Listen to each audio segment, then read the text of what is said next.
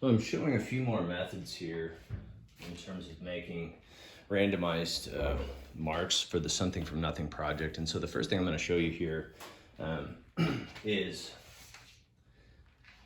it's something that I didn't make up. It's not like something that I discovered. I learned this from my great friend, mentor, like a father figure to me, really.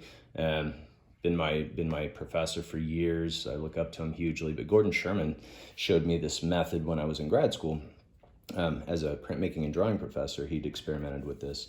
So what you do is you take graphite and or charcoal and you shave it or crush it in some way, shape, or form to where it's as fine as it can be. And I just did this in a little Prismacolor tin here. And I did leave a little, couple of chunks in there just to see what would happen. What you want to do, and I just used a pocket knife to do that.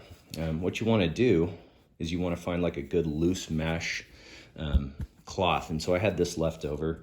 You want something that you can actually kind of see through a little bit. And so I don't know if you can even see that really, but you wouldn't want something with tight mesh. You want to be able to allow that graphite and or charcoal to pass through the mesh so that it can deposit onto the paper. So what I'm going to do is get set up down on this board area here and kind of create my little poupe, or French for doll, thing that I can use to throw, tap, whatever. And I'm just going to get some randomized marking back on that piece of paper over there. So I'm going to lay it out flat. It's a good idea to either have rubber bands, string, or like what I did was I cut off some aluminum wire here. And the reason I like to use a tin like this is because you're going to have a lip to it. So that's going to enable you to tap that right to the corner.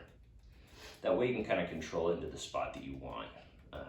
So when I experimented with this in grad school, I would make several of these. I did some with Prismacolors as well. That was far less successful, but chalk does work pretty well. You want it right in the middle here. And what I do is I work very carefully to fold from the middle so that all of my powder is in this area. And then I just want to kind of fold this up into the corner, or this corner up into the middle. And I'm just going to keep doing that, kind of rotating, leaving this fairly open so that it can contain that stuff and it has a little bit of room to breathe. And then up here, I'm just going to bind very tightly with the wire because I don't want any of that charcoal to come out of there. So some control, kind of, but by and large, it becomes pretty randomized. So what Gordon used to do is he would throw it across the room, create these really amazing like dry splatter markings on there.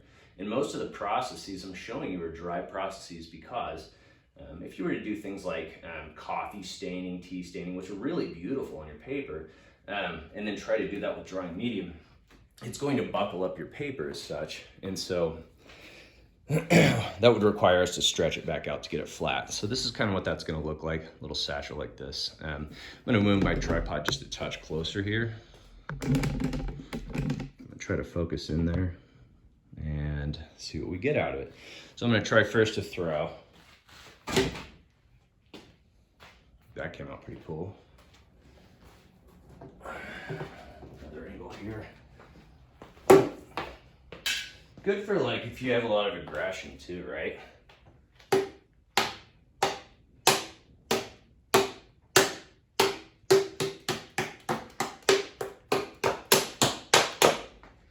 gonna try one from downtown here.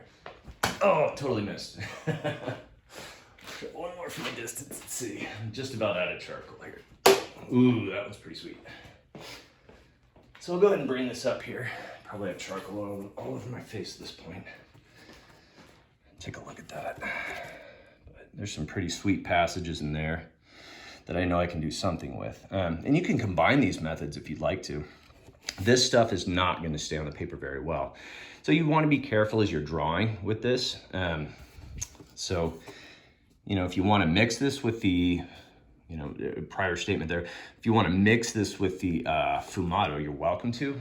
But if you want to just draw with this, that's fine. You may have to put some workable fix on to keep it down, or just be extremely careful. You can actually do some erasing in this too. So if you want to do some deletions and like actually build some imagery out of this, it's kind of almost suggesting a portrait to me at this point. So it's a matter of kind of how I want to approach this now.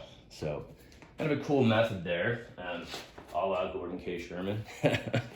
The next thing that I'm going to show, and I hope this is successful, we'll see.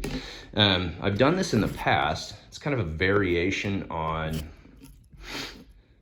one of the projects that I used to do that was a painting project, whereby you would have a blank canvas, and then what I would do is I would basically take like a steel can, pop a bunch of holes in the bottom, and then I would create a hanging device like this. We'd pour paint into that, and we would swing it across the table, and it would distribute paint in just really randomized ways. So what I did this time to try this out, and again, this is highly experimental at this point. So I just took a 5-pound dumbbell, and I took a bunch of marking devices and I taped them around. The way I did this was I took my shortest device because I knew it would have the least amount of length. So the leftover charcoal that I didn't use. And then I taped it down really well. And I took the other ones that were longer and I basically just leveled them out on like a piece of wood. And then once I had it leveled, I wrapped it like crazy. I added a bunch inside. Then I hung it from the top of my garage area as well with more aluminum wire, and I bound it from one side to the other so that it could go around, and if I want to spin it I can try different things like that. What I did, I tried different like ways of creating different heights here, and what I found best was I have this step stool that's really close to this height, and then it seemed like I just couldn't equalize the amount of height that I needed to get a drawing board underneath this.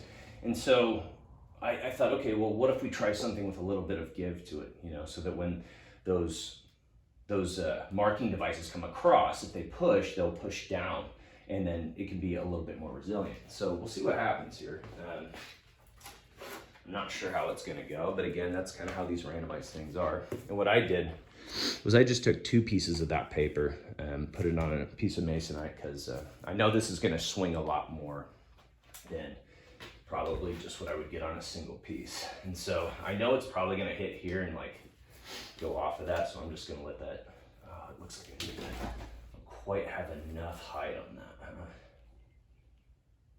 Okay, so, and really, experimentation, problem solving, creativity, this is what art's about. So if you have a crazy idea, go for it. I think what I'm going to do is just double up this blanket. I think that'll add the necessary, hopefully the necessary amount of thickness that I need there. There we go. Looks like some of my marks there are probably a little bit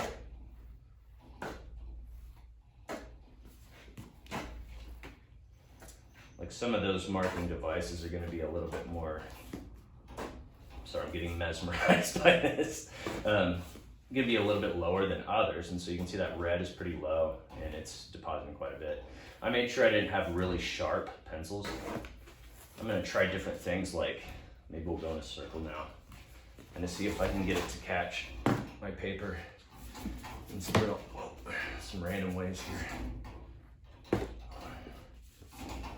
You can hear it going across my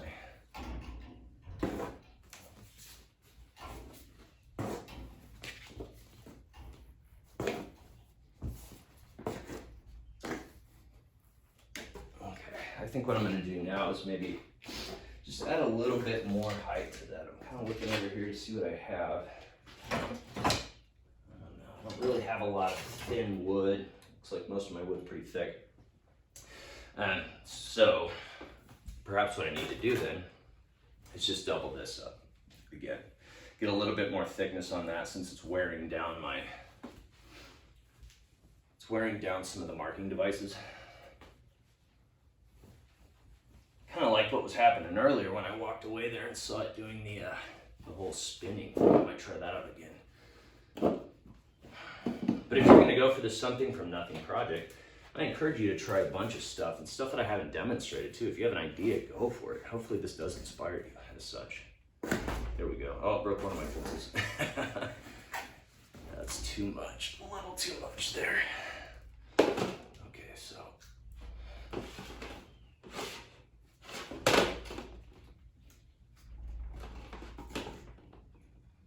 It's like I just can't get enough of a twist out of that. I twist it up really well. And I'll just let it do its thing.